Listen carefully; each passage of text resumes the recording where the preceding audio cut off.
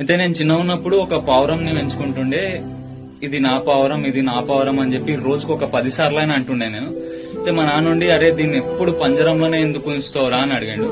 నాన్న ఇది పంజరంలోనే ఉంటది, బయటకు రాదు, ఒకవేళ బయటకు వస్తే ఎగిరిపోతుంది అని నేను చెప్పిన.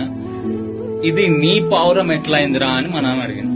నాకేం చెప్పాలో తెలియక, ఇప్పుడు ఏం చేద్దాం డాడీ అన్న, చలో బయటికి నేను ఇట్లా బయటికి తీస్తున్నా, తీయంగానే ఎగిరిపోయింది. ఇక ఒకసారి ఎగిరిపోయిన పావురం మళ్ళా తిరిగి రాదని చెప్పి నేను ఏడవడం స్టార్ట్ చేసిన. మస్తు ఏడుస్తున్నా, కానీ ఎగిరిపోయిన పావురం మళ్ళా ఎగురుకుంటా ఉల్టా నా దగ్గరకు వచ్చి ఇక్కడ నా భుజం పైన కూర్చుంది. మా నాన్న అన్నాడు, ఇప్పుడు ఇది నీది అన్నాడు. అర్థమైందా? మీరు కూడా మీది అని ఏదైనా అనుకున్నారనుకో, దాన్ని ఒకసారి వదిలేసి చూడండి. అది గనక రిటర్న్ మళ్ళీ మీ దగ్గరకు వచ్చిందనుకో, అది ఖచ్చితంగా మీదే. రిటర్న్ రాకపోతే అది అసలు మీది కానే కాదు ఎప్పటికీ.